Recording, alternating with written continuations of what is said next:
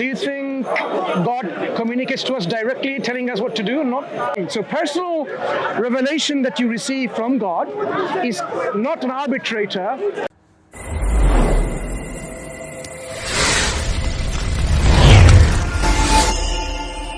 With or without your, I would say, your devotion, which I have no qualms with, Muhammad.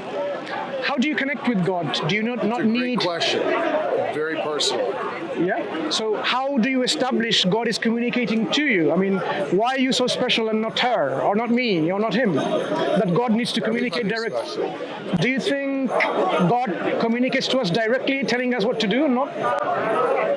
Or he sent prophets and messengers?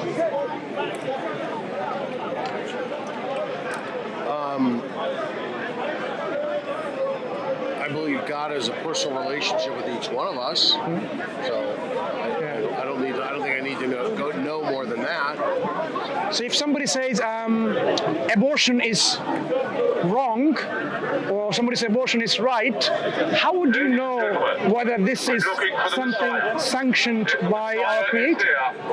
I'll just give you an arbitrary example. Well, presumably one has, and maybe you have one, a religious text, and people from, let's say, a prophet or from God himself. And people interpret that text. But if we were to say personal relationship, imagine the personal relationship I have with God and says, you know what, you should only listen to people who are smart and not listen to and bother about people who are not that smart. I learn from everyone. Yeah, but if somebody says you shouldn't, because that's what God said. Why would I listen to that? That's the point I'm making. So personal revelation that you receive from God is not an arbitrator for everyone. It cannot be, because you can believe. I don't ask for personal. I never said personal revelation from God. Okay, so how do we know right and wrong? I mean, how do we know what is right and what is wrong? Presumably, you have a religious text. Okay. Either from a prophet or from God himself. Yeah, so that's what we believe. Prophet has been sent with a text. I have no issue with you believing it. Yeah, but about yourself, if that was from... No, fine. What I'm saying, if that was from God, a last guidance from God, and so you don't accept it. So say you. Correct. And you don't look into it, assess it, and then you verify it, meaning accept or reject it, then in the day of judgment, if God asks you, I sent my final guidance with my final prophet Muhammad, the Quran being the final guidance, you didn't look into it, you didn't then confirm it was from myself or not, and you kept on being happy with what you had, do you think that would be a justifiable excuse in the day of judgment of not following his final guidance? I absolutely 100% agree that if that were the final word of God for people like you, and for people not like me, that they should look into that. And if I needed that as a final word of God, then I should look at that. Why should it only be for me? It shouldn't be for everyone, right? A universalist faith, such as Islam or Christianity, requires this acceptance from everybody. The salvation is through, say, the final word of Muhammad, or for Christians, another word. Yeah. Other faiths believe in salvation in a more particularist manner. What is your particular faith? You know, there are differences between universalists. There are. In Islam is clearly one, and I think that's great. Just it be for everyone, and not faiths are for everyone. Why do you not find that appealing? And you find a particular... it's just not for me, because I have a particularist faith, so, which is great. It just means my faith, see, the difference in this conversation is quite one-sided in some respects, because my faith would never seek to impose its faith on someone else, because you don't need my faith to become a believer in God and find salvation. I perfectly think that if you have a relationship with God and are a good person, even through your faith, of course you can go to heaven. You don't need to believe in my faith, so I would never share it with you. It serves me no purpose, and I don't need it because I have my faith. Yeah. But so is your faith endorsed? This is sort of a one-way attempt to convert, which is fine. No, I'm simply trying to learn. And I'm trying to to give you some practice, which is helpful. But I need you to understand a universalist faith is very different because a universalist faith requires of everyone that they accept or else. A particularist faith only requires of its believers, and anyone can accept God as they wish, and they can still get to heaven. Meaning, I get to smile upon you and look at you as a man or woman, if the case may be, who gets to go to heaven, regardless. No, I understand that. I understand. However, when you look at me, I see something different in your eyes. I see what you just said. What do you see? See what you just said. What you just said is that's what you're going to be judged on, that I didn't accept your universalist faith, which is fine. It's just Christianity and Islam practice universalist faiths generally, and they require that of everyone. My faith isn't that, so I don't require anything of you. And guess what? You still get to go to heaven. I still get to look at you as a loved person who gets to heaven without changing you one bit. No, what I'm trying to understand is, when you have a particular faith that you have, particularist faith, is this endorsed by the Creator God? Of course. And how do you know that? I mean, that has to do with me and my faith, which is not necessarily for me to share with you. Because you don't have to share. But how are you convinced that your particularist faith is what God has endorsed for you to have and live by? I would just say an unbroken tradition. Unbroken tradition. Can our unbroken tradition be faulty and wrong? You can have an unbroken traditions of people, our forefathers, are on the wrong path. I presume one such thing is possible. It's not what I believe. Yeah, so it is possible that people who follow, in fact, this is what the Quran says, there are people who follow the religion of their forefathers, even if they're wrong. Quran is reprimanding it. So if you keep on following a particular tradition, that tradition could also be based on the wrong path. What are we as intellectual, rational, reasonable human beings, smart individual like yourself, trying to set up criteria to assess and verify that our particular faith is not just following a tradition blindly, but accepting it with proof and evidence? So if the question is there also proof and evidence for my faith beyond the unbroken tradition? I would say yes. So, but I don't need to prove that to you. I just believe that is an article of faith, and I have it, and I'm perfectly comfortable with it. Yeah, fine. The beauty of it is because it's particularist.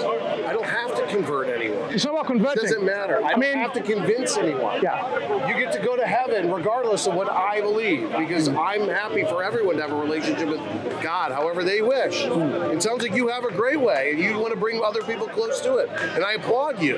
Yeah, but is it possible the path that you've taken is not endorsed by God? Not my path, but it's possible there are paths, but not mine. No, your path. No, the answer to that's clearly no. Yeah, so your particular stance, which are so strong in your assertion, has to be based on a solid foundation.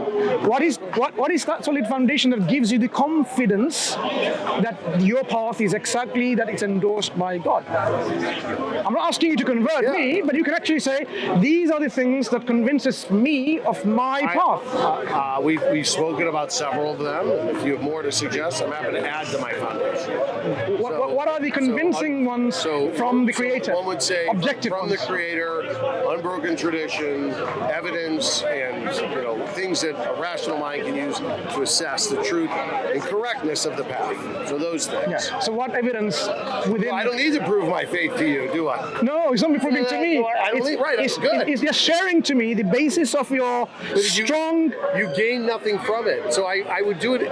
I would do it if I thought you could gain from it, but you can't because you already. No, what I'm saying is, have a relationship with God, and you get to go to heaven. Why would you gain from me? It's not gaining. It's not me gaining it. Why do you need? Let me ask this a better question. Why do you gain? Why do you gain? Because in my understanding, what God has endorsed, clearly you are not on the right path. So all what I'm trying to do is say that you're trying to help me, and I appreciate that. Yes. You're trying to help me go to heaven in whatever version of correct. You have. But not by forcing you, by trying to understand you and showing you from your own particular rationalization whether this rationalization is faulty. It's a particularist faith. faith. I didn't Yeah. call it a particular rationalization. Those are your words. So I have an understanding. This is a great conversation because it shows, listen, you're really out there trying to help people. You're trying to help people get them, and I love that. That's fantastic. Yeah. I don't need it, and I appreciate it. But You're absolutely barking up the wrong tree, which is fine. No, what I love the love. I love the love. You're closing. Is love. You're closing the gate in which you're not in any way thinking that possibly I can be wrong.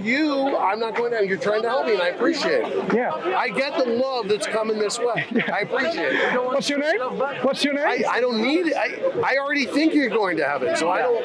I already have such an acceptance. His acceptance of one God and a relationship with God, and basically a good person to other people. I mean, these are the basic rules. I got really 7 rules for you. I doubt you eat the limb of a live animal. You accept no adultery.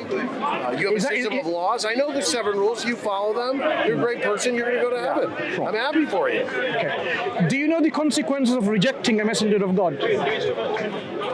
I have read of such things. Yeah. So I want you to explore I know that from a particularist viewpoint. If you think that you're happy with and you will have salvation, but what if your rejection of a messenger of God and God has sent to be followed, that consequences, you should not put it lightly. You should think and say, look, what if my path is wrong? And that's why I'm saying perhaps we can share your particular rationalization or evidence base of your faith and see whether I'm able to show you something in which you can think again, that actually this may not be true based on the position you've taken. The beauty of it is, and again, this is what makes it such a wonderfully one-sided conversation, is you want me to think again because you want to help me. And I get that. I don't want you to think again. I think you're great. I think you're going to heaven. So I don't need, so it's not really that helpful. I get what you're trying to do, and I want that for you with the right people, because I think you'll help a lot of people. But you're not thinking about your own self. I think about my own self in a particular manner, in a particular faith, with the devotion, and I face plenty of consequences. Sure. I think about it all the time. Think about this so way. I feel good. Think about this way. If there is one I feel creator, good with already the things I'm doing wrong. right. Now think about this way. If there's only one God, this one God is not going to tell people things which are different and contradictory.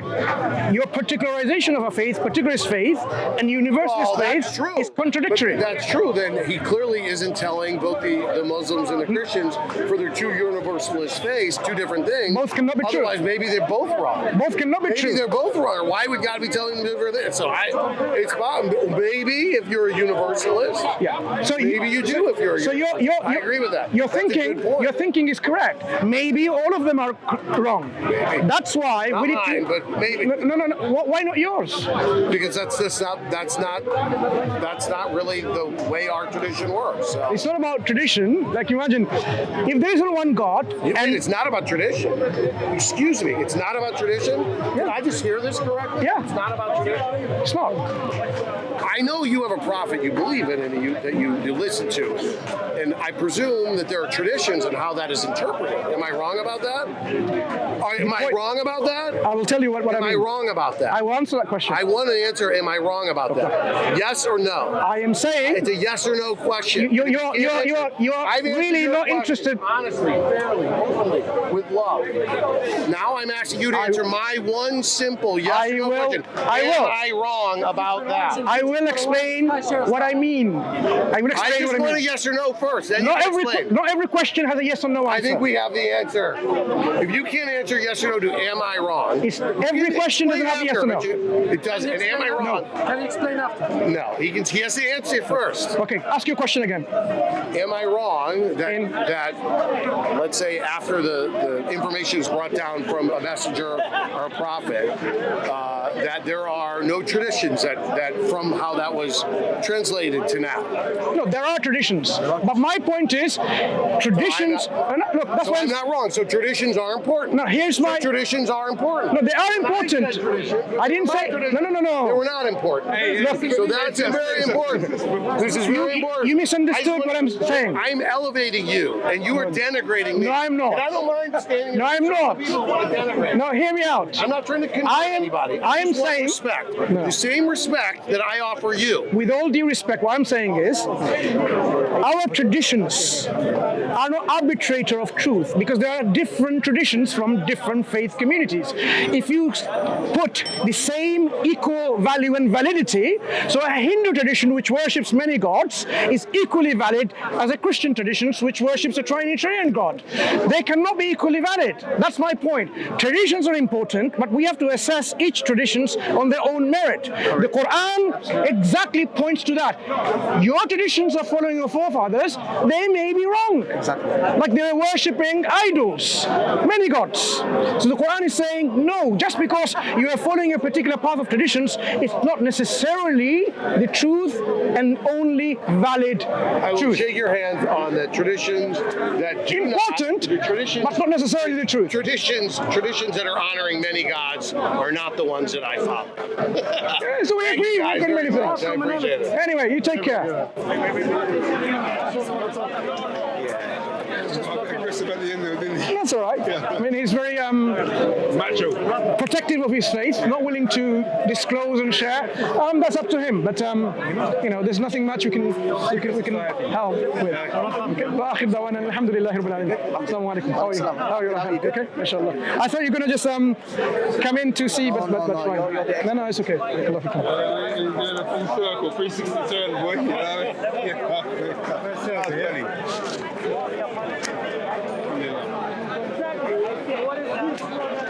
Any more?